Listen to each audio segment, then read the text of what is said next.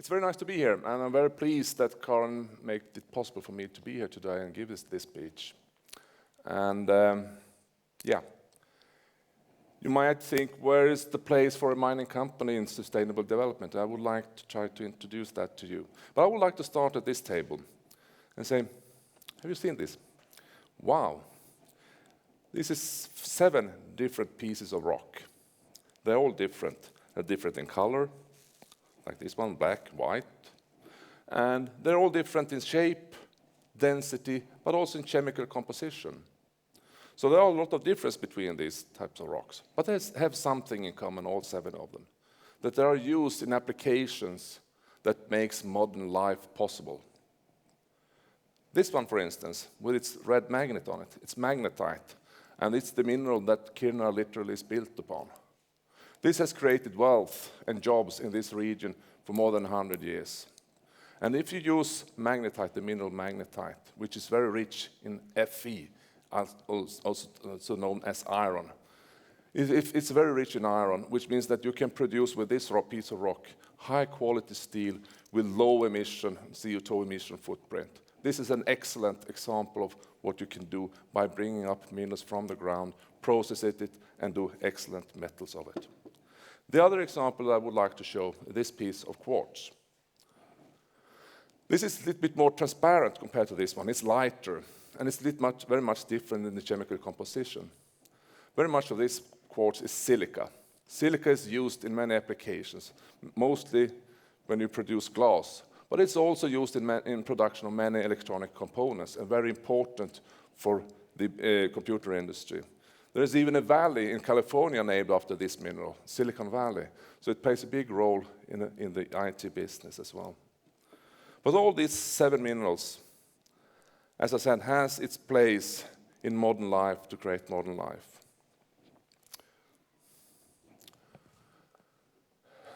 This is me. I'm Per-Erik Lindvall, and I'm a mining engineer by profession. When I started to plan this presentation, I asked myself, what is the message that you want to send out to the public? And I gave it a thought, and I said to myself, well, first of all, I would like you to understand that mining engineering is the most fantastic job you can have in the world. It's the most thrilling. You get up every morning excited and and convinced that you can do different and you can make change this day. And the second message that I would like you to also to understand is that mining has a very central position, central role in building the future sustainable society, as it has over the years, over the decades, over the centuries, as mining and our ability to produce metals have a very much impact on our society. For me, it all started 57 years ago in the small mining town of Malmberget.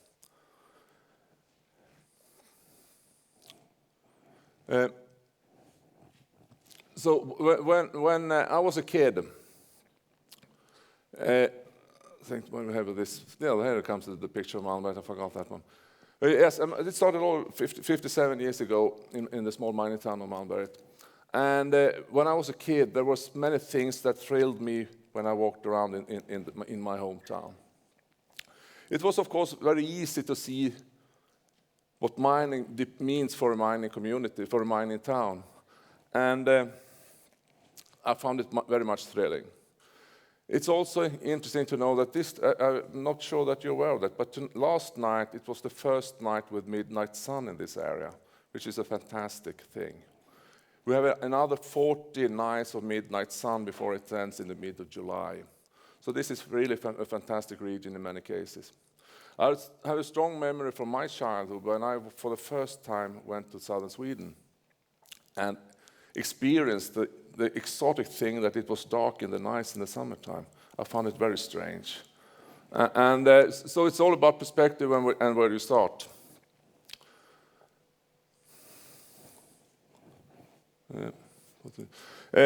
As I said, when I was young, I think I share this with many of you in this audience, that there's always a time in your life when you are fascinated by stones. You like the shape, you like the color, and just the fact that the stones are different from everything else. But you save them. you care for them, and maybe you put them in a special box. And for me, when I put them in a box, it was like building a treasure. I found a treasure that I wanted to keep and to develop.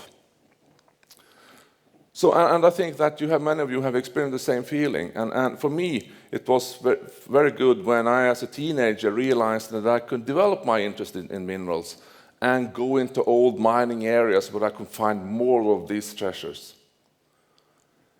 Not always in line with law and regulations, because if you do this, these mining areas are most often closed and fenced. So you have to do minor adjustments to what's really possible and to do.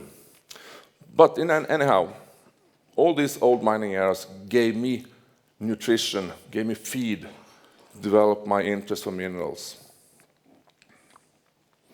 And of course, with growing age, I also realized that this can be a profession, and this is a drill rig from somewhere in the northern part of Sweden where we are looking for trying to find a new mine.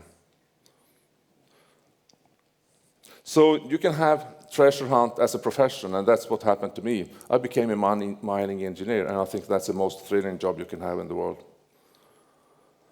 We have, in our company, around 4,500 employees. I think we have more than 200 different professions. So it's not only mining engineers that is necessary to build a successful company in this area. Many of you might think that mining is a quite a low-tech business, but to be honest, it's the other way around. Mining is very much high-tech, and there are a lot of professions in our company, but we all need technology and knowledge really at the forefront of in mining. So very much of our process technology is of course state-of-the-art. We need also to make sure that we attract not only men into this industry, but also young women finds it attractive to work within our company and help us to build our future.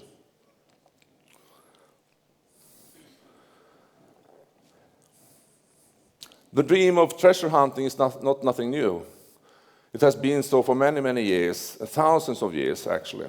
And these two pictures have one thing in common, and it's not their tailor, I must say. But the guy to the right is called Ötzi.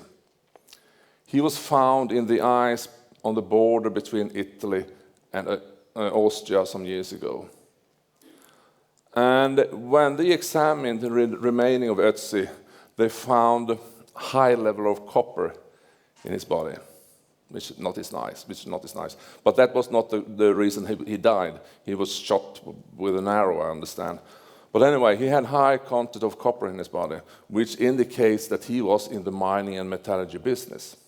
So he was probably on a mission to buy either metal or minerals for his processing activities. So he was on a kind of an exploration or treasure hunt trip. The two guys to the left, the black and white photo, they're two of the founders of the company that I work for, taking a break on the hillside of Kiruna, dreaming of exploring and developing the treasure in the mountain. That in the end, 123 years later, still is in operation and giving wealth to this part of the country. So they are both all the people on these two pictures are on a mission and hunting for the treasure. So LKAB have been treasure hunting since 1890, in 123 years.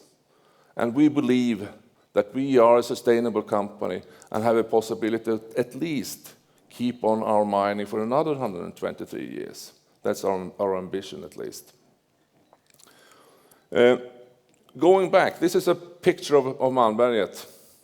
And what you can see is the close relation between society and mining.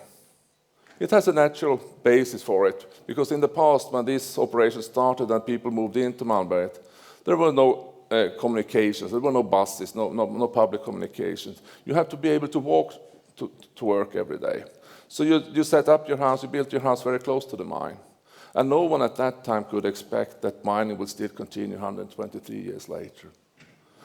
But the mine gave a possibility to build a modern society in Gällivare and Malmberget. It gave salaries and taxes for the community to build a working and sustainable society. What has happened with our success, the mining company's success, is that the relationship between society and the mining company is, of course, changing over time. We need, with our future plans, to move the cities, both here in Malmberget, which we have started already some years ago, but also here in Kiruna, where we are today. And this will affect the community, but it's also the flip side of the coin of sustainable and successful mining operation in this area. This is the harbor in Narvik, from where we ship out all our products. 3 years ago, there was literally nothing in Narvik. So what you can see is also that the mining activities also results in development in the modern society in other places as well. Narvik of today is, as I said, it's a modern society which makes it possible for thousands of people to live there, and with a good and sustainable services around them. This is the Tower of Eiffel in Paris. And the reason why I have a picture of that is that because the Tower of Eiffel is a very nice steel construction, a very beautiful one, a little bit more than 100 years old. But if we compare the steel needed for one Eiffel Tower, in this company here in Kiruna, we produce enough iron ore products to produce 6 Eiffel Towers per day. But of course, if we produce and build 6 Eiffel Towers per day, Paris would very soon be crowded with Eiffel Towers, and what's the need for that? So, of course, hopefully the steel is not used for that. But in the end, steel is used for infrastructure investments like railroads, as rebars in concrete construction, bridges, houses, but also into washing machines, cars, bicycles, forks and knives, tools. Try to look around yourself and see what would happen if steel wasn't present in this surrounding. What would happen? What would work? I think if you took away all the steel that is around you, nothing would work. So the usage of steel is so very much connected to the way of life we have of today. And we need it for the future. So steel builds welfare. That's what I think is a very, very strong correlation with. Because if you see, look upon different nations and compare the GDP in every country and the steel consumption, you can see that's a very strong correlation between GDP per capita and the usage of steel. So with increasing incomes, people want to buy the first car, perhaps, the first washing machine, and build a new house where you need rebars. What you see here on the picture is the inside of a washing machine, and it's a very strong correlation, as I said, and steel builds welfare. The good news for us and the world is that within 20 years, about 3 billion people will leave poverty. That's the assumption that the OECD makes. 3 billion people, it's a kind of tough figure to understand, so I broke it down to per day. So 500,000 people per day will, during the next coming 20 years, leave poverty and move into middle class. And that is good news for them as well, as it is for us as a mining company or mining engineer. Because when they leave poverty and go into the middle class, they need products made of steel, or where steel is an important component. So the question for the mining industry is it possible to supply the needs of another 3 billion people in 20 years? Because what it means for the mining industry and the steel industry is that we have to double the production the next coming 20 years. Yes, it is possible. There are mineral resources enough to provide people with that steel. And what I think is also important to remember, because from time to time people say, well, the recycling is the solution to the problem. But it's not. It's part of the solution, but it's not the solution to the problem. Well, it's a problem. It's an opportunity, I think. It's a very nice thing that people are leaving poverty into middle class. So let's do and try to do whatever we can to make it happen. About 90% of all steel produced in the world is recycled. So it's a good system for recycling. It's a very good, nice material. Because if you bring up magnetite, as I showed here, this piece of rock, very heavy and very good to produce steel of,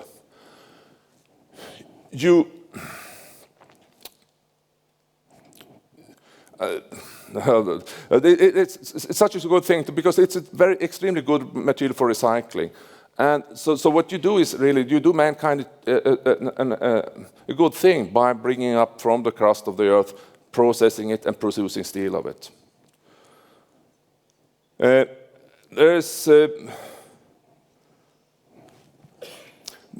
Sorry, that should be like this.